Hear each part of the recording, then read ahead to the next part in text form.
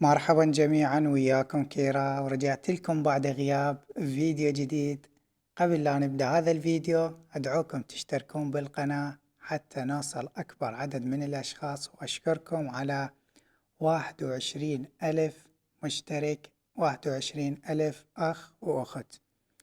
اليوم راح أشرح لكم نسخة هونيستا الجديدة والإضافات داخل هاي النسخة، فتأكدوا أنه تتابعون الشرح للنهاية وتركزون بالشرح حتى تضبط وياكم الخطوات وما تواجهون أي مشاكل. نتوجه إلى مدير الملفات. بعدها راح يكون داخل صندوق الوصف أو التعليق المثبت 3 ملفات. أول شي هو إعدادات المطور، بعدها إعدادات هونيستا المخفية، بعدها نسخة هونيستا لايت الإصدار الثاني. بعد ما نحمل هاي النسخة نسوي لها تثبيت، وهاي النسخة راح تكون متوافقة مع جميع الأجهزة، ما راح تواجهون بيها أي مشاكل. هذه النسخة حديثة ومستقرة بالكامل. ننتظر البرنامج حتى يثبت ويانا. والآن بعد ما كمل التثبيت نسوي فتح، ننتظر البرنامج حتى يفتح ويانا ونسجل دخول بالحساب الشخصي مالتنا. وهسه بعد ما سجلنا دخول نتوجه إلى الإعدادات الخاصة بالتطبيق. نضغط على زر الإعدادات، بعدها نتوجه إلى Theme and UI، نضغط على اختيار Emoji Type حتى نحمل إيموجي الآيفون الجديدة بإصدار iOS 17. تضغطون عليها تنتظرون التحميل يكمل وياكم.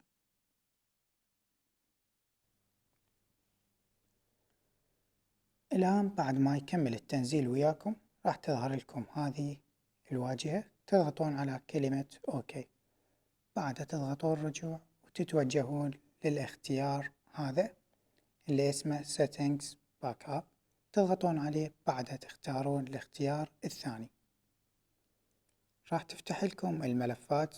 هسه تتوجهون للمكان اللي حملتوا بيه الملف مال إعدادات هونيستا المخفية.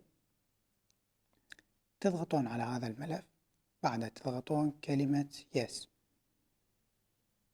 راح يحمل وياكم، تنتظرون التحميل يكمل. بعد ما يكمل التحميل تضغطون على هذه الكلمة وراح يرست البرنامج وياكم، يعني يخرج ويرجع يفتح بنفسه.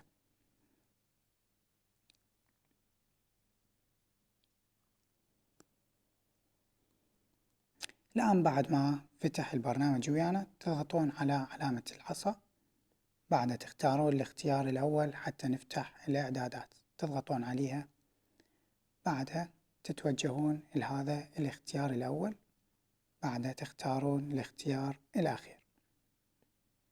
تضغطون عليه وتختارون إعدادات المطور، ضغطة واحدة عليها، بعدها تختارون كلمة Yes، بعدها تضغطون كلمة Restart App. الآن بعد ما رست البرنامج ويانا راح تشوفون إنه شكل التطبيق تغير وياي بالكامل من الشاشة السفلى، وشاشة الستوريات والجهة العليا تغيرت وياي أيضا. نتوجه إلى إعدادات هونيستا، بعدها نختار Theme and UI، نفتح اختيار الإيموجي، ومرة ثانية نختار اختيار إيموجي الآيفون. بعدها نضغط OK ونسوي ريست للبرنامج، نرجع نفتحها مرة ثانية. الآن بعد ما رست البرنامج ويانا نتوجه لأي محادثة ونسوي إرسال للإيموجيات الجديدة اللي عندنا، وراح تشوفون إنه الإيموجيات ظهرت وياي بدون مشاكل. كذلك في حال كنتوا تريدون تحذفون الرسالة من طرف واحد فقط تضغطون عليها ضغطة مطولة، بعدها عندكم اختيار المزيد وراح تقدرون تسووا لها حذف من طرف واحد. كذلك تقدرون تحذفونها من الطرفين بضغطة زر طويلة، تضغطون إلغاء الإرسال وراح تنحذف وياكم. كذلك راح تكون عندكم ميزة الملاحظة مفعلة وياكم، وجميع المميزات اللي تدعمها الملاحظات راح تكون شغالة وياكم. كذلك البحث بالذكاء الاصطناعي وإضافة خريطة على الملاحظات راح تكون موجودة.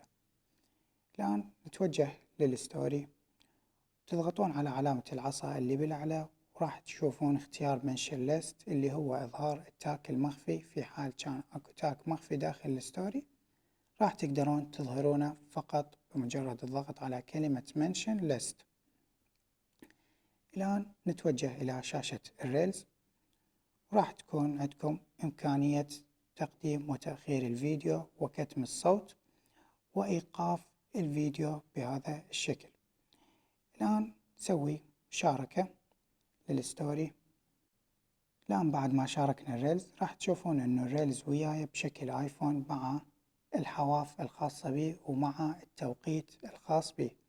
كذلك راح تكون القائمة السفلى الخاصة بالنشر تحتوي على عدة اختيارات للنشر على القصة.